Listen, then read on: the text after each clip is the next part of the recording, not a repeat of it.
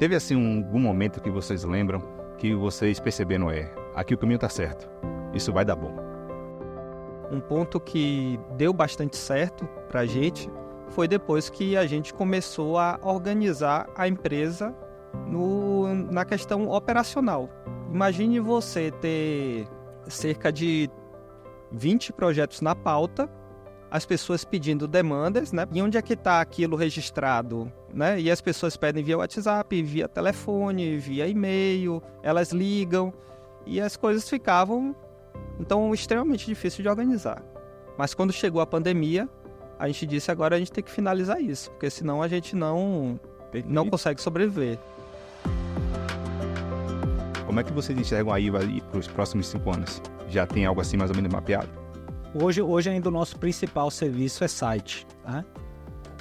A minha opinião é que enquanto existir Google, vai existir site, né? Mas qual é a ameaça para o nosso negócio? A ameaça é oportunidade, é a inteligência artificial. A ameaça porque cada vez é mais fácil criar o que a gente cria, né? Criar site. Daqui a 5 anos, a gente ainda vai continuar como especialistas em desenvolvimento, seja do que for, seja de site, se ainda for uma demanda do mercado, ou de robôs de inteligência artificial, canais de atendimento com inteligência artificial, enfim, o que o mercado precisar, a gente vai continuar desenvolvendo.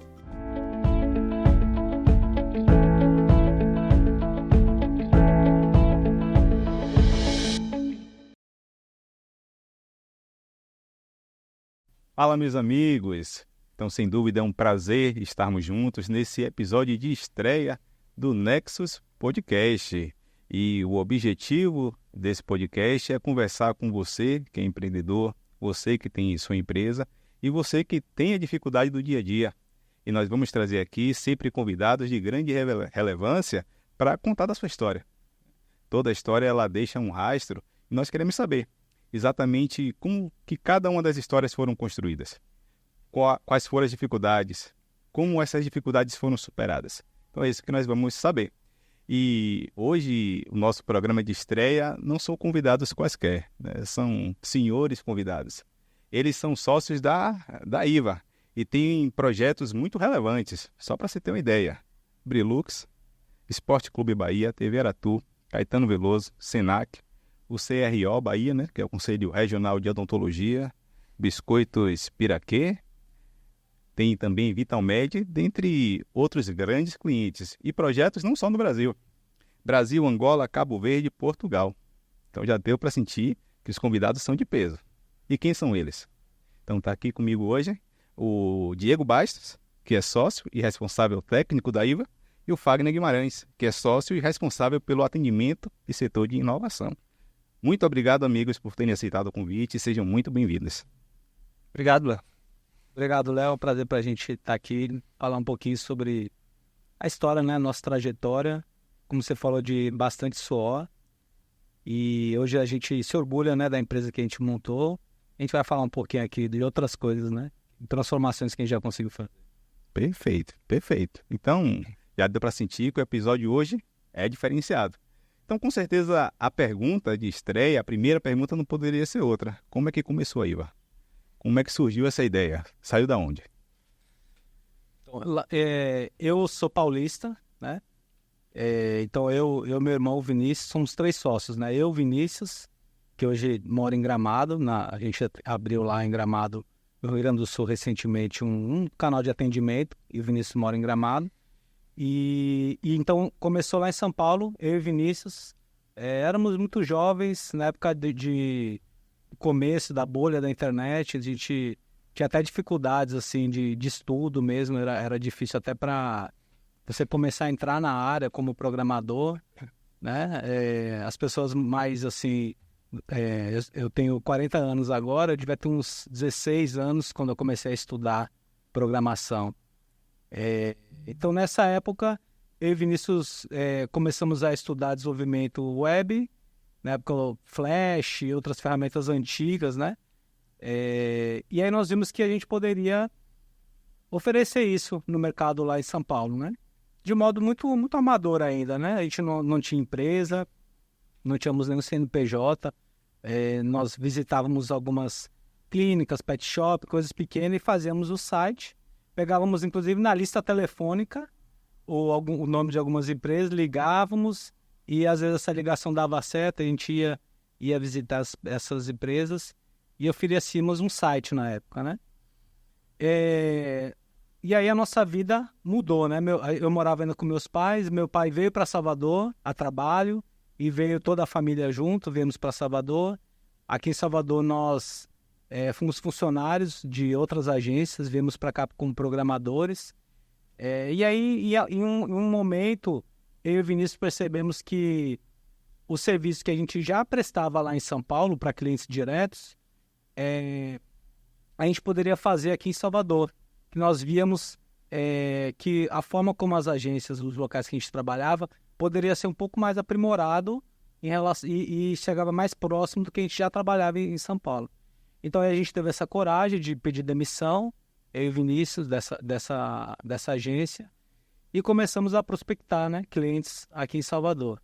E deu muito certo, foi muito rápido, a gente conseguiu alguns clientes, só que nós sentíamos uma grande dificuldade técnica, porque eu e o Vinícius, nós cuidávamos assim de design, da parte de marketing, a gente era muito bom, mas a gente tinha uma dificuldade técnica mesmo. Na hora de botar a mão em código, principalmente fazer painel administrativo, a gente tinha uma dificuldade técnica. E aí eu conheci Diego e eu falei para o Vinícius que talvez fosse uma boa oportunidade que Diego viesse fazer parte da empresa, e aí sim nós iríamos então montar um CNPJ, sair da informalidade, né? Que até então os outros clientes a gente trabalhava tudo na informalidade, né? E aí foi quando em 2008 nós criamos a IVA, e aí Diego entrou no quadro de sociedade da empresa, e esse foi o início. Muito bom, muito interessante. E começou a IVA, mas deu tudo certo? Foi fácil, sim? Teve algum percalço que você queira trazer pra gente? Cara, aquela pergunta que a gente já sabe qual é a resposta, né? Ser fácil trabalhar com uma empresa nunca é, né? Você montar uma empresa, pode ser até fácil você montar, abrir o CNPJ, né? A questão é você manter a empresa funcionando, né? E ter lucro. Isso é extremamente difícil. E foi para a gente também muito difícil desde o início. Para você ter uma ideia, a gente aceitava qualquer tipo de trabalho. Nessa época aí, quando a gente entrou, a gente aceitava qualquer tipo de trabalho, né? A gente recebia muito trabalho de agência. E os trabalhos de agência era tudo, preciso para amanhã, né? A gente faz.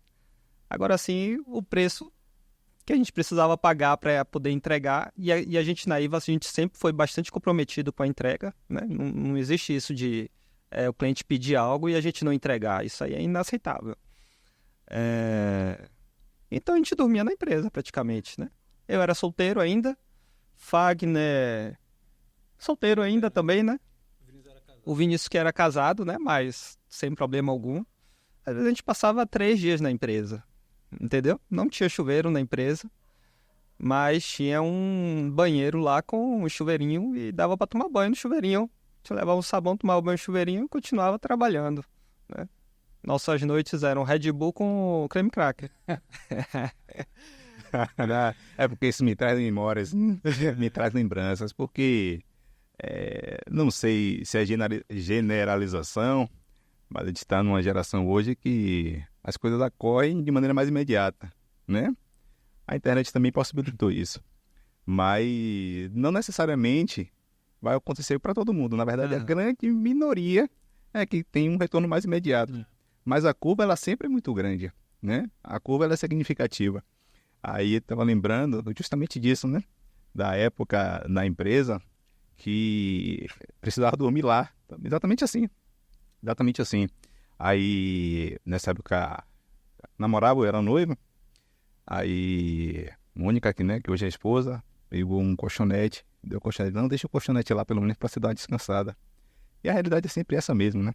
É muito difícil. Mas por outro lado, é uma curva que chega num determinado caminho de sucesso. Mas as dificuldades, tiveram mais dificuldades além dessa, do tipo, teve algum momento que vocês pensaram assim, vai dar ruim? A gente nunca chegou num momento assim de não ter trabalho, tá? A gente sempre teve trabalho. Na verdade, a dificuldade que a gente tinha era justamente, a gente tinha uma demanda muito grande, principalmente, como o Diego falou, nós somos, a gente nem falou aqui, a gente trabalha com desenvolvimento de site, hot site, aplicativo, loja virtual. Nós somos muito técnicos, né? Então, a formação, desde o início a empresa era muito técnica. A gente não trabalha até hoje com outras coisas, como fazer mídia social, gestão de redes sociais, tráfego pago, a gente não faz nada disso. Hoje a empresa trabalha só com desenvolvimento. Sempre foi assim. Então, a gente tinha muita demanda. As agências tradicionais de Salvador, de São Paulo, elas ganham as contas, né? Tem os clientes e aí tem lá, vamos desenvolver um site. E as agências não têm núcleo de desenvolvimento, né? No passado tentaram fazer isso, mas é complexo, né? Gerir a parte de tecnologia, programadores, é muito conhecimento que tem que ir adquirindo, né? As tecnologias mudam muito rápido. Então a gente sempre teve trabalho. As nossas principais dificuldades eram mão de obra, que era treinar e capacitar pessoas que tivessem um código da nossa qualidade, da qualidade que a gente, como sócio, que no começo desenvolvia, né? Então a gente queria que os nossos funcionários tivessem esse DNA da empresa. Então, uma coisa está funcionando, mas ela pode estar funcionando capenga, ou ela pode estar funcionando com certeza de que aquilo ali está bem feito. Então aí vai trabalhar assim, a certeza de que aquilo ali está bem feito. Então isso trazia para a gente algumas dificuldades de prazo, né? Às vezes as agências tinham um prazo muito pequeno, e aí era isso que o Diego falava, às vezes os funcionários no começo até iam embora, dava 18 horas, eles iam embora, e ficava eu, Vinícius e Diego nesse ritmo aí que o Diego tá falando. Compramos um sofá-cama lá, aí a gente revezava o sofá-cama, né? Cada um ficava um tempo descansando. Então, assim, e claro, dificuldades da gente, como os 3 sócios, alinhar a visão que a gente tinha da empresa, né? O Vinícius, meu irmão, e Diego, né? Então eu tinha muita intimidade com o Vinícius, com o meu irmão, então isso às vezes acabava a gente tendo muita liberdade um com o outro e visões diferentes da empresa, né? Sim. Então isso em algum momento foi uma dificuldade, mas foi bom que Diego, ele é mais frio, mais calmo e ajudava a trazer um equilíbrio aí, e a gente, graças a Deus, a gente tem as nossas decisões hoje são muito tranquilas em relação ao rumo que a gente quer para a empresa. A maioria das coisas a gente consegue resolver de forma unânime, e isso nos dá uma tranquilidade de que os 3 sócios estão sempre trabalhando para o bem da empresa. A gente tem essa tranquilidade, né? Perfeito, perfeito. Teve assim algum momento que vocês lembram que vocês perceberam, aqui o caminho está certo, isso vai dar bom? Teve assim um momento que foi uma chave que vocês perceberam, ou talvez tenha sido logo no começo, né? Já era o caminho, já perceberam isso, precisou de maturação maior? Vocês conseguem lembrar desse momento? Léo, assim, o caminho ele foi muito longo, né? Até a gente já tem quantos anos de empresa? 16 anos esse ano. 16 anos. Então o caminho foi muito longo. Então não foi um ponto que a gente viu assim, pô, agora vai dar bom, né? Porque foi uma escada subindo, não foi um salto repentino, né? A gente foi subindo. Uma coisa importante é que eu, Fagner e Vinícius, a gente sempre esteve bem alinhado nas nossas decisões e a gente tomar a decisão assertiva, porque a gente não tinha caixa alto, então a gente não podia errar nas nossas decisões. A gente tinha sempre que acertar, então a gente sempre procurou tomar as decisões melhores e sempre pensando no futuro, né? Porque assim, o mercado vai mudando.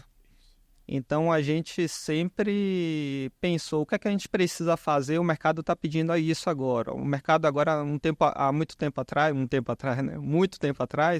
a gente fazia muito aplicativo para Facebook, por exemplo, né? Hoje não faz mais. Mas foi uma coisa que a gente foi se especializar. Depois virou uma loja virtual, todo mundo pedindo loja virtual. Então a gente foi mudando várias vezes para poder acompanhar o mercado. Assim, um ponto que... E aí eu já estou indo muito mais na frente. Um ponto que deu bastante certo para a gente foi depois que a gente começou a organizar a empresa na questão operacional, né? Porque imagine você ter cerca de 20 projetos na pauta, as pessoas pedindo demandas, né? Porque a gente tem muito contrato de manutenção. E onde é que está aquilo registrado, né? E as pessoas pedem via WhatsApp, via telefone, via e-mail, elas ligam e as coisas ficavam, então, extremamente difícil de organizar. Então, quando a gente decidiu desenvolver um sistema para poder organizar a empresa, isso aí foi realmente o que fez mudou a empresa completamente na questão operacional e de organização, né? Um pouco antes da pandemia, a gente já tinha desenvolvido uma boa parte desse sistema, mas quando chegou a pandemia, a gente disse agora a gente tem que finalizar isso, porque senão a gente não consegue sobreviver, né? Então, quando começou a pandemia, a gente foi todo mundo para home office, né? Nós tínhamos uma casa grande lá, que era a sede da empresa, ali no Rio Vermelho. E aí tudo mudou, né? Não dava mais para ficar ali na casa e tudo mais. Aí a gente decidiu realmente implementar várias funções novas nesse sistema para poder deixar a empresa bem organizada. Até porque os funcionários iam estar em casa, eles precisavam iniciar a tarefa, a gente precisava saber quando a tarefa ia estar pronta ou não, se algo estaria atrasado. A gente não estava mais dentro todo mundo um do lado do outro, né, para acompanhar isso.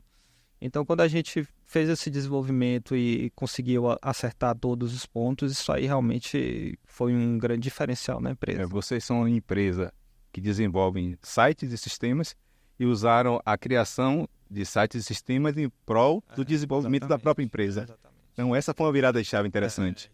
Muito bom, muito legal. Também de outro marco na empresa, que anteriormente, isso há muito tempo atrás, a gente desenvolvia tudo, a gente não usava ferramenta, a gente usava uma linguagem de programação e a gente desenvolvia desde o painel de controle, onde o cliente administra o site, até o site.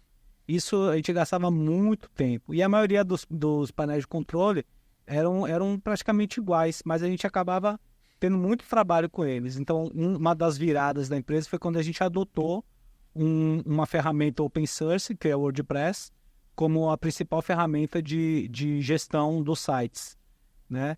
E eu lembro que isso também foi mais uma coisa que foi feita assim na raça. Isso foi que ano? Mais ou menos? Isso, eu imagino que 2010, mais ou menos. Eu lembro da versão WordPress, hoje ele está na versão 6.0. Antes de 2010. Foi antes, E era a versão 3 da ferramenta, né? Eu lembro que eu fui na livraria, comprei, eu conheci a ferramenta, eu sempre tomei um pouco essa parte de inovação da empresa, então eu conheci a ferramenta, aí fui na livraria, comprei um livro, e falei para Diego, eu mostrei para ele viu o potencial da ferramenta para a empresa, e em uma semana a gente já estava trabalhando. Mas o menino é bom, hein? Esse é um ponto importante que você até falou assim, poxa, essa geração hoje é muito imediatista, né? Você falou aí um pouco antes na abertura. E esse é um ponto importante, né? A geração que a gente estava antes é muito diferente da que a gente está hoje, né? A geração atual, ela tem muitas distrações, né? Netflix, Instagram, eu ia falar de Snapchat, mas Snapchat já passou. Já passou, já foi. TikTok. Muitas telas. Então é muita distração, né? Na nossa época, a gente pegava um livro de 500 páginas, a gente lia em 2 dias, porque a gente, às vezes, um cliente pedia algo que a gente não tinha conhecimento ainda, e aí a gente precisava implementar, a gente pegava o livro e lia de um dia para o outro. Né? Muito tempo atrás a gente não tinha carro, a gente vinha no ônibus, mas a gente vinha com o livro aberto, estudando, e em pouco tempo a gente implementava aquela tecnologia, melhorava a empresa. Sensacional. Então, essa é uma dificuldade da geração de hoje, né? Mas é por conta das distrações Verdade. E quem consegue superar essas distrações realmente acaba saindo na frente, né? Se destaca bastante. Pronto, saindo da frente. Esse é um ponto, porque a tecnologia, ela ajuda, mas ela também atropela muita gente e muitas empresas, né? Fatalmente. O elevador hoje não precisa mais de assessorista, né? Algo que era fundamental. O Uber, a tecnologia do Uber, né? Trouxe uma série de facilidades, mas tirou muita gente da zona de conforto, de um cliente que era cativo, que era ali os taxistas, né? No caso de vocês trabalham com tecnologia, mas certamente vocês foram afetados pela facilidade da tecnologia. Por que eu perguntei a questão do WordPress? O WordPress hoje é muito comum, né? Qualquer pessoa exagero, mas é uma palavra já comum para as pessoas. Hoje você abre a internet, qualquer pesquisa que você faça, do lado da tecnologia, você tem um anúncio lá, né? Hostinger, faça seu site sozinho com IA, né? Então, como é que vocês conseguiram se manter vivos? Onde é que está a diferenciação? Como é que a cabeça ficou para fora d'água? Onde é que está o segredo aí? O segredo é você estar de olho no mercado, né? O mercado ele está mudando toda hora. Como eu falei aqui anteriormente, né? Antes a gente fazia muito aplicativo para Facebook. Hoje não existe mais aplicativo para Facebook. Depois surgiu, as empresas estavam demandando e-commerce. Filtros de Instagram. Filtros de Instagram, a gente chegou a fazer bastante filtro de Instagram, a gente chegou a fazer jogos. Então a gente tem que ir mudando, a gente tem que ir estudando e mudando. A gente fazia muito banner antigamente também, né, para as empresas. Hoje a gente tem muito pouco esse tipo de demanda. Hoje a gente desenvolve site, mas até quando isso... Ou seja, não basta você ser bom, você tem que continuar bom. Você tem que continuar bom. Você falou aí desenvolvimento de site com IA. Hoje a gente está mudando a empresa também, a gente está implementando coisas novas, né? A gente está implementando IA, a gente já usa bastante inteligência artificial. Perfeito. E inclusive para gerar relatórios para nossos clientes, para atender clientes, né? Para atender os clientes dos nossos clientes, a gente já usa bastante inteligência artificial. Então a gente entende que, por exemplo, essa parte de desenvolvimento de sites pode ser um momento que isso diminua bastante. Então, a gente já está ampliando outro negócio para ir equilibrando. Isso aí é um processo contínuo e você tem que continuar fazendo isso todo o tempo. Então, seria esse um diferencial da empresa? Uma coisa que a IVA, assim, quando a gente começou, nós trabalhávamos numa agência, né, eu falei, mas existiam várias outras agências digitais em Salvador com o mesmo objetivo que a gente, de desenvolvimento. Muitas dessas empresas não existem mais. E aí a gente às vezes se pergunta, né, justamente isso, o que foi que fez a gente continuar? Uma das coisas que eu vejo assim é que os 3 sócios, os 3 donos da IVA são pessoas técnicas. Então a gente sempre teve controle sobre a parte tecnológica da empresa, que é o nosso core business, né? Então a gente sempre teve controle sobre a qualidade do que estava sendo entregue. Perfeito. Né? Então, assim, a IVA, ela até no nosso site, se você for ver, a gente diz que a gente entrega sites premium, né? Porque os nossos sites, eles são muito diferentes desses sites de ferramentas prontas, de templates que você tem hoje, muita facilidade de comprar um template na internet, usar um page builder para arrastar e editar e deixar do jeito que você quer. Isso é muito fácil, né? Existem muitos freelancers, inclusive, fazendo isso, né? Mas porque a gente entende que o cliente da IVA, ele precisa de qualidade, né? Ele não tem as marcas que você citou, por exemplo, não existe a possibilidade de lançar uma coisa no site, uma ferramenta com erro, né? Então, assim, a qualidade da nossa entrega é uma marca registrada da IVA, né? É uma coisa que a gente cobra muito dos nossos colaboradores, né? Existe, inclusive, processos na empresa de qualidade. Então, nunca um código que é feito, ele é publicado ele sempre passa por uma revisão. Sempre tem um gestor que vai verificar e validar aquela implementação. É claro que bugs, né? Os nossos celulares aí da Apple tem correção de bug, né? Imagina. Então isso a gente diz para os nossos clientes, né? Que sempre pode acontecer, né? E faz parte do negócio de tecnologia, né? Tem que corrigir alguma coisa. Mas a IVA, qualidade e o comprometimento. O nosso cliente sabe que o horário que for, a hora que for, ele tem a quem recorrer, né? Não existe isso da pessoa, do cliente estar com um problema e ninguém responder, né? E isso está no nosso DNA, está muito claro para os nossos colaboradores.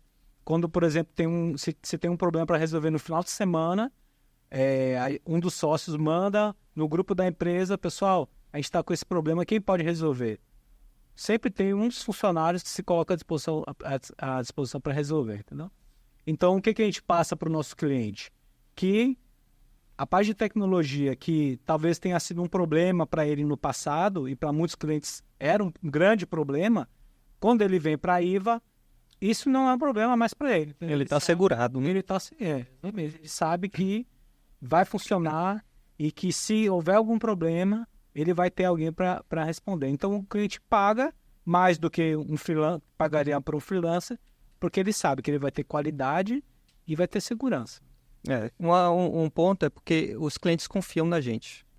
Porque, como o Fagner citou, eu, Fagner e Vinícius, nós somos pessoas técnicas. Então, quando a gente vai para uma reunião com o cliente, não existe enrolation, né? Eu vou falar aqui bastante, palavras bonitas e tudo mais. A nossa conversa é técnica. Isso vai funcionar, isso não vai. Isso aqui é melhor para você. O cliente quer outra coisa, às vezes. Isso não funciona. A gente passa a real para o... Às vezes quem trabalha nas empresas, geralmente, quase 100%, leva a IVA para outros lugares também. Mas porque a pessoa tem total confiança de que a gente vai fazer a melhor entrega para onde a gente estiver trabalhando. Perfeito. Eu vou querer um Red Bull desse aí. Vocês querem um? Uma cerveja?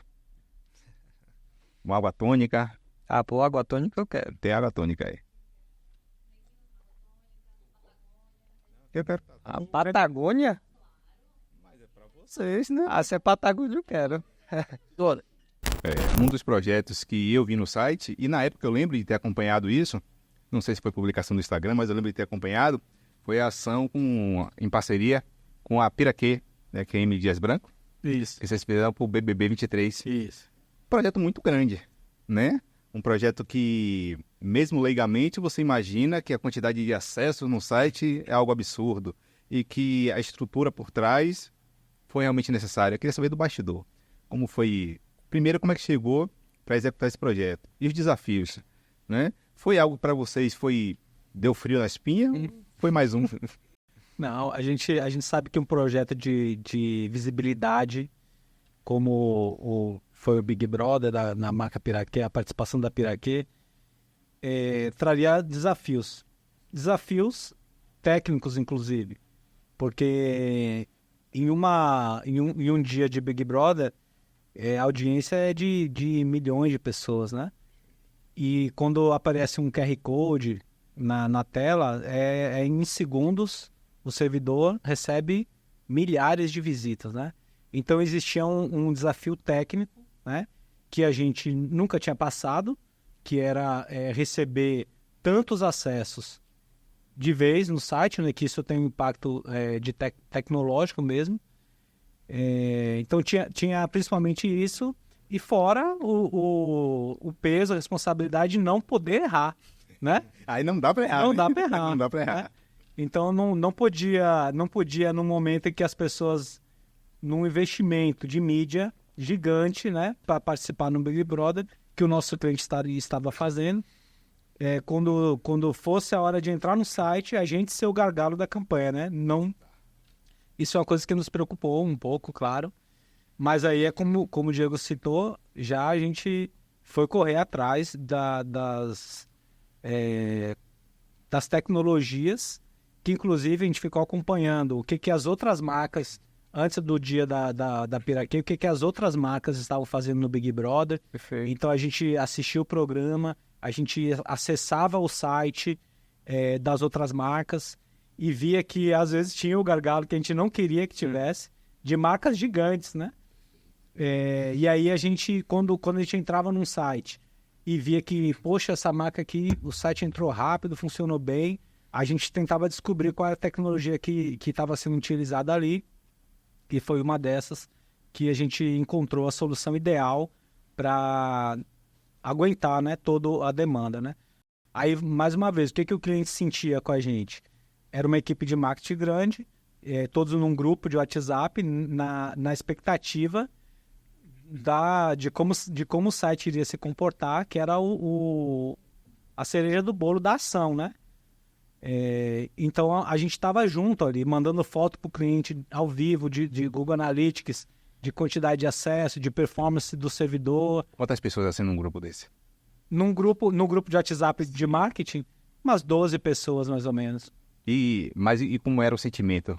Tá tranquilo, tá ansioso, vai dar tudo certo? Do parte dele, você percebeu parte do cliente? Não, o cliente confia na gente, mas ainda assim, principalmente no primeiro ano, nós fizemos acho que uns 3 anos de Big Brother, né? No primeiro ano eles também estavam, né, nessa mesma... Era o primeiro ano deles também, né? Então era uma preocupação, porque é um mico, né? A gente chegar na hora de uma campanha dessa, com tanto dinheiro investido, a cabeça de todo mundo tá em jogo, né? Tá. Aí não tem jeito. A nossa e a deles. A deles também. E aí realmente é o que vocês falaram, a questão da confiança, né? Eu acho que esse é o ponto, deu para perceber que é um ponto fundamental. Porque uma campanha dessa, a gente sabe que envolve, na verdade, milhões. Milhões. Milhões. Então, e eles têm a responsabilidade, eles criam, né? A agência cria toda a estrutura, cria toda a estratégia, mas eles precisam de um parceiro que vai entregar aquela estratégia, que vai fazer funcionar. Então tem que ser alguém de confiança. Exatamente. Né? Tem que ser alguém de confiança. E não é fácil. Na realidade, não é fácil. Então realmente dá para entender, deu para ficar mais claro. Um dos diferenciais. Hoje, no nível que vocês já estão, é normal que os clientes se retroalimentem. Né? Já é referência, já tem nome. Né? Tem muitos clientes que não pagam o dobro, o triplo para não errar, mas no primeiro momento não foi assim, né? Então, como era essa prospecção? Você falou da questão da prospecção ativa, né? Isso aí é porque isso a gente nota, na verdade, que não é comum. Não é comum. Apesar de que seria o básico, mas tem muitos proprietários de negócios locais que fazem aquele marketing de esperança, né? Eles abrem o Instagram e ficam na esperança que alguém entre em contato. Isso é marketing de esperança. Vocês, mesmo lá atrás, com pouca experiência, com pouca idade, já faziam uma prospecção ativa. Como é que foi essa chave da virada? Vocês já tinham sempre essa mentalidade? Como é que funcionou essa transição, esse primeiro momento? No começo era isso mesmo, a gente precisava de cliente, tá? Então a gente ligava e é uma questão assim, ficava surpreso porque dava certo, né? Você ligar para uma empresa e hoje em dia é mais difícil, né? Você tentar falar com alguém do marketing, o pessoal já barra na hora, né? É mais difícil assim, a ligação, prospectar dessa forma, mas hoje em dia também em outras formas, né? Com tráfego pago, você consegue chegar para pessoas, para milhões de pessoas, milhares de pessoas, certa. Antes a gente fazia, realmente não tinha essas ferramentas, mas ainda assim dava certo, né? A gente ligava, a gente apresentava, mesmo por telefone, uma solução que a pessoa estava precisando, né? Então a gente conseguiu abrir algumas portas dessa forma. Hoje em dia não, né? Hoje em dia, como você falou, a Ivan nem tem uma estratégia de marketing de prospecção. A gente não prospecta, né? A gente hoje se posiciona... A gente tem mais uma estratégia de posicionamento, né? Então, a gente se posiciona com esse serviço premium. A gente faz isso no nosso site, que é o nosso principal canal. E também hoje a gente tem essa liberdade de escolher que segmentos, né, que a gente quer trabalhar. Né? Perfeito. A demanda sempre é muito grande, né? A procura sempre é muito grande, então a gente consegue filtrar um pouco o tipo de cliente que a gente acha que a gente vai conseguir entregar uma coisa muito boa para ele, vai nos até aumentar a nossa capacidade técnica né? E, claro, financeiramente a gente tem nosso custo, a gente sabe que o nosso custo é um pouco mais elevado do que o mercado em geral, mas isso também é uma questão de posicionamento, entendeu? Isso também faz parte do nosso posicionamento. É Red Bull quase, né? É. Porque o posicionamento da Red Bull é esse. Eles se posicionam como o energético mais caro do mercado. Você nunca vai entrar no mercado e vai encontrar um energético mais caro que o Red Bull. O posicionamento é dele. É obrigatório que ele seja o mais caro ali. É um posicionamento. Claro que tem outras ações, né? Não é só ser o mais caro. Claro. Eles entregam muito, eles têm ações de marketing nesse sentido. Então, não, você é o mais caro e você é o melhor. Não, vocês têm uma competência para dizer, não, eu posso cobrar mais caro nesse sentido, viu? Você ia falar em ferro. Nossa maior prospecção hoje é, na verdade, no nosso próprio mercado interno. Porque a IVA tem um mercado interno. A gente tem cerca de 200 clientes. Então, sempre que a gente lança um produto novo, tem um mercado interno para prospectar dentro dele, né? Por exemplo, o Vinícius criou algum serviço novo agora de performance, né? Hoje ele está vendendo bastante no mercado interno, entendeu? Entendi. Então, a gente trabalha bastante no mercado interno e isso ajuda, na verdade, a gente melhorar todos os nossos outros serviços que a gente já faz com o cliente. Isso é muito interessante, né? Porque ao fato de vocês entregarem com qualidade e o cliente já confia, quando vocês oferecem uma novidade, fatalmente eles têm a tendência, é melhor até confiar, né?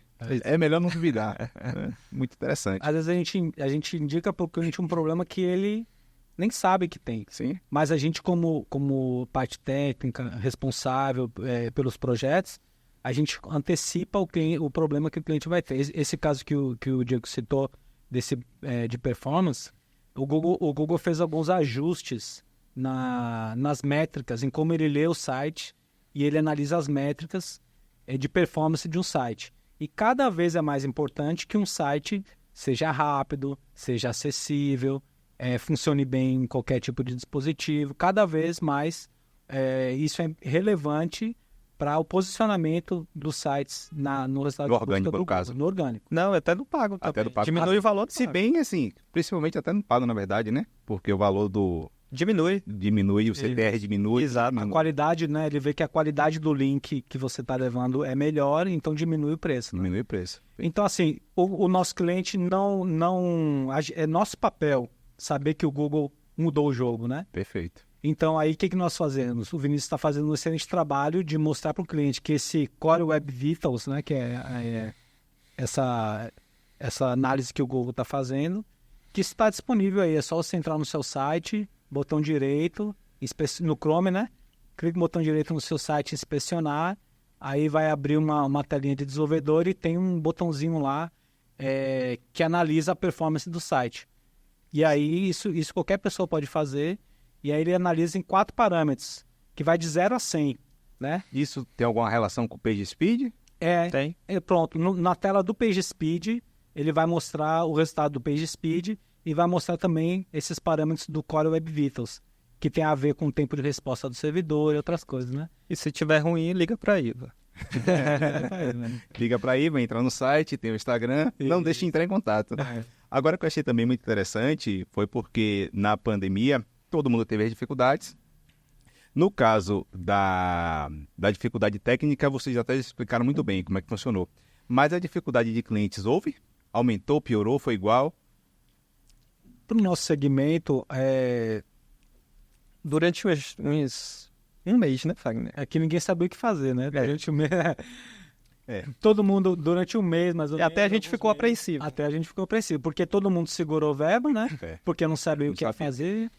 Quando as coisas foram se acalmando, a verba das empresas, que antes era gasto, né, em ações promocionais, offline, né, eventos, tudo isso foi canalizado para o web, né?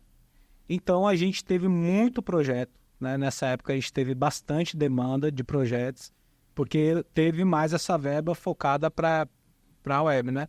O Diego falou aí de loja virtual, foi impressionante. Muitos clientes começaram a entender que eles precisavam ter uma loja virtual ou uma loja melhor e procuravam a gente para fazer, ou alguns que nem vendiam online e precisavam se adaptar a isso, né? Então, para a gente,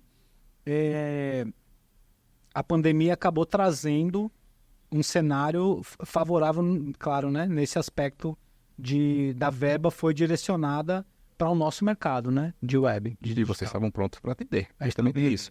Exato. Às vezes tem a oportunidade, mas você não está pronto para dar conta daquela oportunidade. A gente vê um pouco isso. Enfim. Agora, queria falar um pouquinho, como a gente continua falando sobre histórias, e eu gosto muito de histórias, eu gosto, porque a gente tem, às vezes, né, a gente só vê ali o final, né, e não vê o começo, não vê essa dificuldade, não vê tudo. Então, queria saber de vocês, né, principalmente, deixa eu começar aqui com o Fagner, olhando essas duas fotos, né, qual a diferença de um Fagner para o outro? Qual é a diferença de um Fagner para o outro? Quiser contextualizar também aí os cenários, o contexto, na verdade. Como é que você se enxergava, o que se enxerga, o que é que mudou, o que é que está diferente de todos os aspectos? Hoje eu vejo principalmente, tem um aspecto pessoal, né, de vida, né, como a gente vai amadurecendo, né, então forma de encarar a vida. E essas imagens, elas retratam uma pessoa que estava nessa correria de trabalhar, até com minha esposa aí, eu sinto, né, que eu dava menos atenção para minha esposa, para minha família, porque a gente estava muito focado realmente em fazer a empresa dar certo, né? E já nesse segundo cenário, a gente está aí num dia de semana, conhecendo um parque lá em Gramado, né? Então a gente tem essa liberdade. Hoje a empresa está tão alinhadinha que eu posso ter a liberdade de, em algum dia, não estar trabalhando na empresa, estar usufruindo um momento agradável com minha esposa, com a minha família. Mas tudo é isso, né? É roer o osso para depois comer a carne, né? É que o pessoal hoje que é o inverso. Então, nesse momento aqui, nessa primeira foto, tinha pouco tempo de casado e realmente nos primeiros anos do meu casamento, eu muitas vezes eu estava mais focado no meu trabalho do que na minha família, né? E minha esposa, sou muito grato por ela ter sido compreensiva, né? Várias noites a gente dormia fora de casa, cabeça quente por causa de resolver problemas da empresa. E ali realmente foi uma viagem recente que a gente fez para Gramado. E foi muito legal a gente podendo estar usufruindo de momentos assim, sem estar tranquilo, de que a empresa lá está andando bem, tem gestão e está funcionando. Não vai chegar e não vai precisar apagar um incêndio, né? Exatamente. Não vai estar tudo andando. Muito bom. E você, Diegão?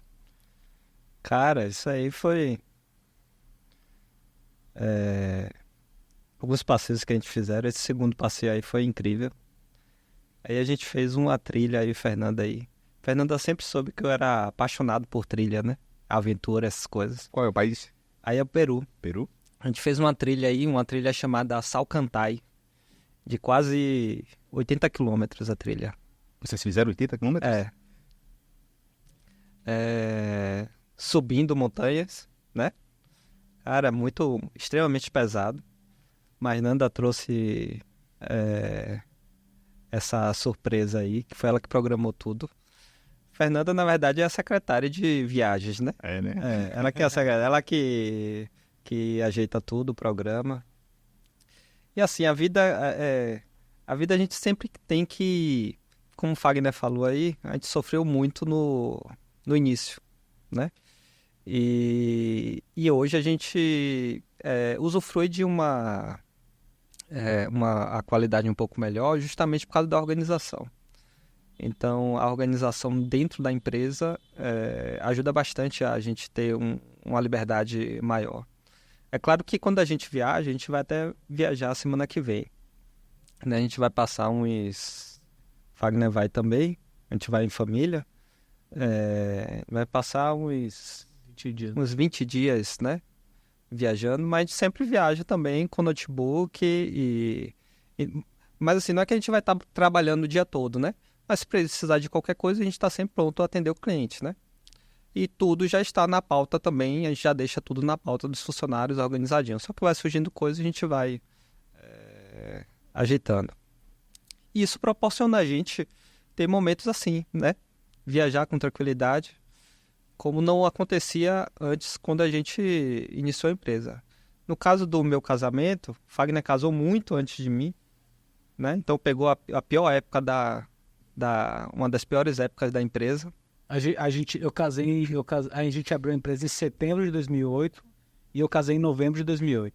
Essa ama mesmo. Mas para vocês, Essa é parceiro. Mas para vocês terem ideia, por exemplo, no meu casamento, tava lotado de demanda. Então, Fagner e Vinícius foram pro meu casamento, mas estavam lá fora resolvendo problemas. Entendeu? A festa comendo lá. A festa comendo lá. Trabalhando. Trabalhando. Mas a família é uma coisa muito importante, né? E agora com o nascimento de Liz, a gente entende que a gente realmente tem que dar uma importância grande à família, né? E entender que o trabalho proporciona a gente momentos como esse, né? Estar junto com a família, né? É para isso que serve o trabalho. Perfeito. Liz é a filhinha de Diego, né? Liz, a filha dele, tem 6 meses? 6 meses. 7 meses. 7 meses. É fofa. E essa liberdade geográfica que hoje o trabalho de vocês permite, de certa forma, dá para dizer que a pandemia catapultou? Sim. Com certeza. Porque justamente por a gente ter construído um sistema de controle de todas as tarefas, tudo, a gente não precisa estar em qualquer lugar. Todo mundo hoje na nossa empresa trabalha home office. Esse é um ponto que eu queria trazer, né? Porque não conheço pouco. Existia uma sede física, todo mundo trabalhava localmente, tinha quantos colaboradores? Uns 15 mais ou menos. Uns 15. Mais ou menos o que continua hoje? Esses 15? Hoje nós somos 13. Pronto. E hoje está todo mundo home office. Todo mundo home office, né? Mas assim, todo mundo está conectado. A gente trabalha hoje com Discord. Todo mundo tem que estar com o Discord aberto na sua sala. Tem horário de começar e horário de terminar. Tem horário de começar, horário de terminar. Hoje em dia, antigamente a gente ficava bastante tempo trabalhando depois do serviço, né? Depois do horário estabelecido. Mas hoje, praticamente, por conta de uma organização, né? A gente precisa disso muito pouco. Mas a questão é realmente a gente ter focado na organização, no desenvolvimento de protocolos, do que fazer em tal coisa, do que fazer em tal coisa. Aí isso libera muito tempo de você ter que pensar naquilo que você vai fazer, né? Hoje a gente tem um banco de conhecimento que quando surge alguma coisa, os funcionários ou até nós mesmos, né? Porque a gente resolve um problema, daqui a 6 meses a gente vai ter o mesmo problema, mas a gente não lembra mais como resolveu, né?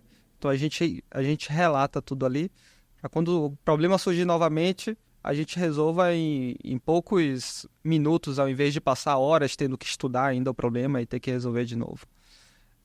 Então a questão organizacional é muito importante para a gente. Então a gente qualquer lugar resolve os problemas. E essa é uma cultura de empresa muito grande.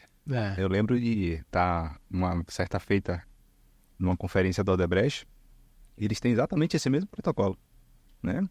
Eles começaram a criar esse protocolo em 1976, salvo engano, pelo seu fundador, né, o Odebrecht, e eles criaram um livro mesmo de protocolo, justamente para isso, porque são obras no mundo inteiro, obras grandiosas, mas os problemas, eles têm as suas variações, mas são, às vezes, a base do mesmo problema.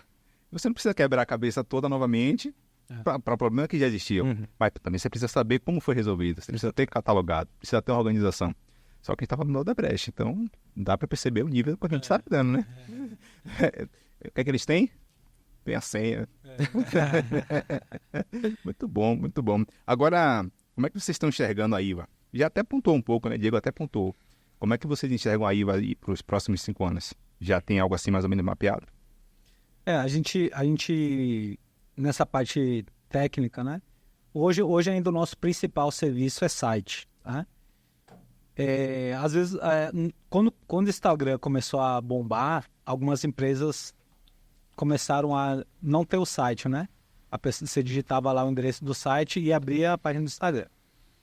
E aí, no passado, sinalizou-se, será que não vai precisar mais de site, não sabe que futuro é esse, não ter mais site. A minha opinião é que enquanto existir Google, vai existir site, né? Porque o Google, ele é justamente um buscador, né? Que busca sites, né? Então, são dois tipos... Eu acredito que uma coisa não substitua a outra, né? Mas qual é a ameaça para o nosso negócio? A ameaça e oportunidade. É a inteligência artificial. A ameaça porque cada vez é mais fácil criar o que a gente cria, né? Criar site. A inteligência artificial está muito avançada, né? E o que a gente está vendo ainda é só a ponta do iceberg, né? Ainda vem muita coisa por aí, né? Então, eu como cuido da parte de inovação da empresa, eu estudo muito isso. Então, eu fico analisando o que está saindo no mercado e vejo também as oportunidades, que é a gente usar a inteligência artificial para nosso benefício. Tanto para a gente produzir mais rápido, produzir com mais qualidade, diminuir a curva de aprendizagem dos nossos colaboradores, né? Já que eles têm uma ferramenta que pode ajudar a tirar dúvidas e a agilizar o processo. Então, hoje a IVA está assim, a gente está trazendo inteligência artificial para o nosso negócio em duas formas. Na parte de desenvolvimento, para agilizar e melhorar a qualidade das coisas que a gente desenvolve, e também usando a inteligência artificial para a gente entregar algo mais estratégico para o nosso cliente, que não só a ferramenta site. Então, a gente usa a inteligência artificial para analisar o público que visita o site, e aí a gente entrega relatórios para o cliente, a gente cria persona com inteligência artificial para mostrar para o cliente a persona que visitou o site dele no último mês, né? Então, a gente usa os dados do Google Analytics e a gente vai implementando assim, essas ferramentas para a gente entregar soluções para o nosso cliente. Então, daqui a alguns anos, daqui a 5 anos, a gente ainda vai continuar como especialistas em desenvolvimento, seja do que for, seja de site, se ainda for uma demanda do mercado, ou de robôs de inteligência artificial, canais de atendimento com a inteligência artificial, enfim, o que o mercado precisar, a gente vai continuar desenvolvendo. Esse é o ponto mesmo, porque realmente nós estamos num cenário onde não dá para saber muito onde é que a coisa vai chegar, né? Assim, muda muito, são muitas possibilidades. Questão mesmo do Google, né? Estava existindo uma certa preocupação em termos de anúncios por causa do TikTok. Que essa geração mais nova, ela já não busca pelo Google. Ela começou a buscar pelo próprio TikTok, usar o TikTok como buscador. Hoje isso não é um problema, porque esse público não é um público comprador, né? Não é um público comprador. O público comprador, normalmente, ele está ali 25 mais. É um público mais novo. Mas em algum momento, esse público vai se tornar comprador. Será que ele vai migrar de atitude? Será que a plataforma vai continuar sendo utilizada? Porque o TikTok hoje é uma plataforma de jovens, né?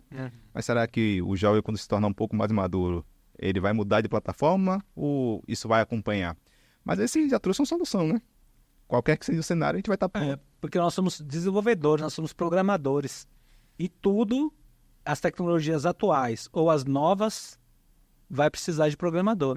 E é por isso que eu digo para os jovens, aprendam a programar. Pronto, né? Essa é a próxima pergunta. Que conselho vocês dariam para alguém que está começando agora no mundo digital? Eu sempre sou favorável,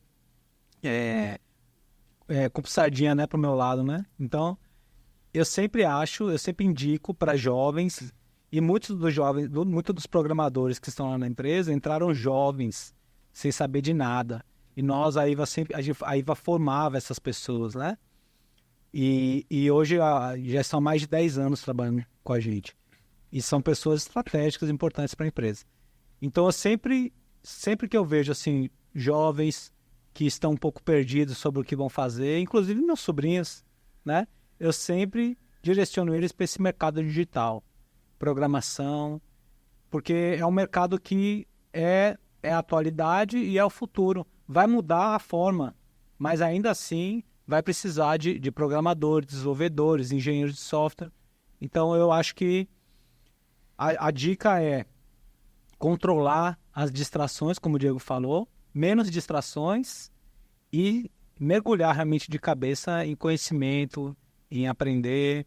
É um mercado que quando você começa a estudar, Você tem centenas de opções do que estudar. Então, às vezes os jovens começam a estudar muitas coisas ao mesmo tempo. E aí a pessoa não é boa em nada. A pessoa sabe várias coisas superficialmente. Perfeito. Né? Então, eu dou conselho para quem eu ajudo. Seja bom nisso, depois, beleza. Depois seja muito bom nessa tecnologia mais básica, avance para uma tecnologia melhor, mais avançada, e assim você vai sendo bom em muita coisa do que conhecer muitas coisas e não ser bom realmente em nada. Né? Perfeito. Faz todo sentido. Faz todo sentido. E você, Digão? Não, que é exatamente o que eu falei anteriormente, né? O pior problema hoje são as distrações. Netflix, Instagram, TikTok. Isso aí, cara, come um tempo tão grande dos jovens, tão grande. Porque antigamente a gente não tinha nada disso, então nossa mente ficava trabalhando, o que é que eu vou fazer? O que é que eu vou fazer? A minha mente ficava trabalhando, né? O que é que eu vou fazer? Pô, não tem nada para fazer aqui, eu vou fazer o quê? Aí você estudava, pegava algo para aprender, construir alguma coisa. E hoje você tem o seu tempo absolutamente todo tomado, né? Você pega o Instagram hoje, abre o Instagram para poder olhar alguma coisa, passa 2 horas e você nem viu o tempo passar, né? E isso acaba destruindo essa boa parte dessa geração, né? Mas quem consegue controlar isso sai na frente anos-luz. Muitos anos-luz. Sai na frente. E não vai faltar emprego para essas pessoas que se dedicarem hoje. Porque a geração que está vindo vai faltar pessoas que se dedicaram. Mas por conta das distrações. Então, precisa controlar isso. Os jovens precisam aprender a controlar isso para que possam se destacar, né, no futuro próximo. Dizem que a Netflix não custa R$ 49,90, né? Custa seu tempo. Custa. O Instagram é uma coisa. Se for olhar aquele relatório ali de tempo, quarta-feita eu fui olhar. E assustei. Tem uma coisa errada aqui. Não, eu sempre, na verdade, eu desinstalo. Se eu achar que eu estou usando demais, eu pego e desinstalo. É a melhor coisa a ser feita. Não adianta deixar no celular instalado, achar que você vai controlar, né? Se você tem algum tipo de vício, bebida, algo do tipo assim, você não pode ter na geladeira, né? Você não vai ter cerveja na geladeira se você é alcoólatra, né? Não faz sentido isso, né?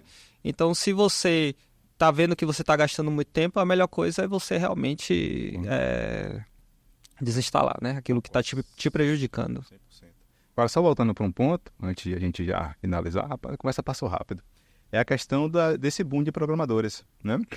Existia uma grande demanda e, consequentemente, aí o mercado encheu, né? Tinha algumas escolas, inclusive, que você nem pagava. Você fazia para pagar depois, não sei se ainda existe esse modelo. Existe. Né? Para pagar para depois que estiver já trabalhando. A lógica que iria se aumentar, iria sobrecarregar, talvez chegar num ponto onde o mercado não conseguiria mais absorver. É uma realidade? É uma realidade normal? Como é que vocês enxergam? Eu acho que realmente mudou um pouco, né? Antes existia uma... E até uma coisa que eu explico para os nossos clientes, quando começam a questionar muito o preço, né? Que a gente tem uma mão de obra cara. Perfeito. Porque existe uma concorrência de outras empresas que querem contratar uma mão de obra especializada, né? Então, esse mercado, assim, realmente formou muito programador, mas eu acho que está muito longe de qualquer coisa de saturação, né? Eu acredito que as pessoas que são boas, que realmente conseguiram chegar num nível bom, as empresas continuam ainda brigando por essas pessoas, né?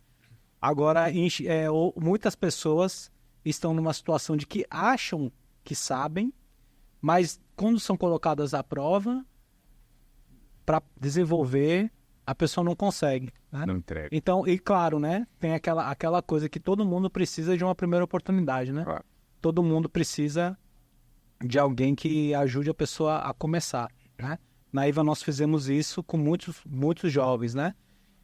Mas a gente percebe que cada vez mais as pessoas acham que sabem, até a gente recebe bastante currículo, e aí a gente vê assim, que na hora de fazer uma entrevista, na hora de fazer um teste, é um conhecimento superficial, né?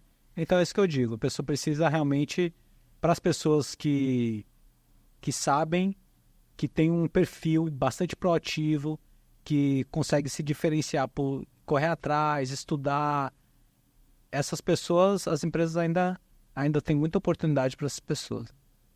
Perfeito.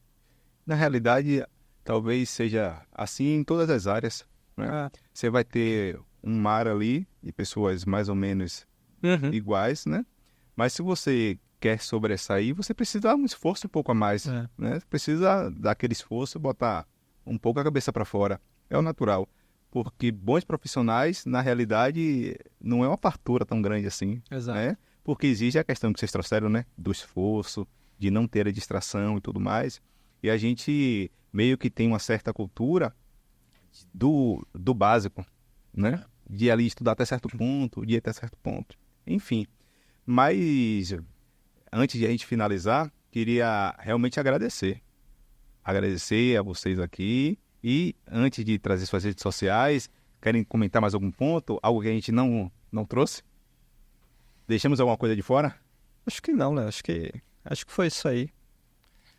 Qualquer coisa aí, as pessoas que nos assistem, se tiver qualquer dúvida, até a respeito da empresa, pode falar com a gente, pode deixar nossos contatos aí também.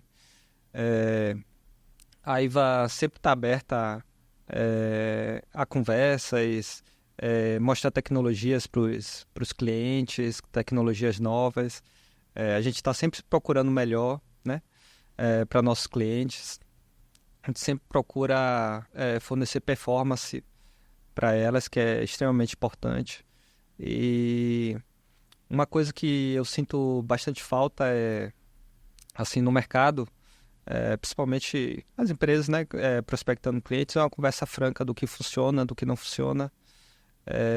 E as empresas ficam muito perdidas, né, Fagner? A gente conversa isso, as empresas ficam muito perdidas porque muitas empresas de tecnologia vendem palavras bonitas, mas você não conversa com uma pessoa que é técnica, né, que não entende muito a respeito do assunto. Você conversa com um vendedor.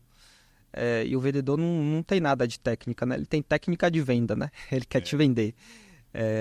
E a gente aqui na IVA, a ideia é realmente resolver os problemas dos clientes, né? É isso que a gente sempre busca. O que a gente entrega para o cliente é qualidade, né? Aquilo que a gente sempre faz. Sempre foi assim, desde o início da empresa, e isso, na verdade, é uma cultura que a gente vem pregando sempre dentro da empresa. É isso. Perfeito. A parte de inovação, né, da IVA, a gente tem investido bastante em conhecimento sobre automação de processos, né? Automação de processos de tecnologia, né? Então, uma das coisas que a gente tem feito bastante, e cada vez mais, né, a gente acha que é um dos caminhos para o futuro, identificar processos em empresas que são feitos de forma repetitiva. Então tem um funcionário que fica lá emitindo nota fiscal manualmente, né? Que é um exemplo bem simples, né? Que já existem várias soluções para isso, mas ainda assim, né? Por exemplo, uma empresa de contabilidade faz o lançamento das notas para fechamento das empresas do mês de forma manual. Então, uma das coisas que a IVA está se propondo a fazer para os nossos clientes é identificar dentro do funcionamento deles. Isso não tem nada a ver com marketing, não tem nada a ver com site, processos internos das empresas. Como que a gente pode usar a tecnologia para automatizar esses processos e esse recurso humano que passa 3 dias emitindo nota fiscal passe a ser aplicado para outra parte do crescimento da empresa e um robô com inteligência artificial ou não possa automatizar esse processo, né? Então, uma das coisas de inovação da empresa é isso, né? A gente usar robôs de automação, com inteligência artificial ou não, para que os processos repetitivos possam ser cuidados por uma máquina e o recurso humano possa ser utilizado para algo mais estratégico, né? É uma das coisas que a gente acredita como produto potencial, né, para os próximos anos. Já estamos prospectando o mercado interno, como o Diego falou, já estamos para aplicar isso para alguns clientes, né? Então, você aí das empresas pode analisar quais são os processos que são feitos de forma repetitiva na sua empresa e vir para conversar com a IVA para ver se a gente consegue fazer uma automação para liberar esse recurso humano aí. iva.com.br. iva.com, iva.com.br. Tá aqui na descrição, né? E a rede social, o Instagram da IVA? @IVA e WWA Digital. Digital. E a rede social de vocês, querem deixar? Ou é bem pessoal? A minha ainda é aberta, mas eu não produzo nenhum tipo de conteúdo, né? Chegou um momento da vida que eu preferi viajar, coisas assim, ó, na manha, quietinho, curto lá meu momento. Perfeito. Tiro poucas fotos, não sou do que vou num ponto turístico para tirar foto, não. Eu vou para, tanto eu quanto minha esposa, vou para usufruir, ver uma bela paisagem, ficar assim. Então, eu publico pouco, mas minha rede social é Fagner Guima. Guima de Guimarães, Fagner Guima. E eu não publico nada. Fagner publica pouco. E eu não publico absolutamente nada. Já tem muitos anos que eu não faço uma publicação. Deu mais trabalho de achar na sua rede mesmo. Exatamente, né? Mas eu também não sou muito diferente, né? Muito diferente, né? Então, realmente quero agradecer. Muito obrigado por ter aceitado esse convite, de estar aqui nesse programa que é de estreia do Nexus Podcast. E, de fato, pelo menos para mim, foi uma conversa muito leve, muito tranquila, facilitou muito o andamento da conversa. Muito obrigado mesmo. Finalizando esse primeiro episódio do Nexus Podcast, agradecendo ao Diego, ao Fagner, e queria agradecer também a cada um da equipe aqui pela disposição, por estarem apostando. Agradecer a Bel, muito obrigado pela força. Leão, parceiro, muito obrigado também, Nath, nossa social media. Agradecer a esposa, deu grande ajuda, colaborou bastante. Muito obrigado. Mais uma vez, obrigado, Fagner. Obrigado, Diego. Obrigado, Léo. Até uma próxima.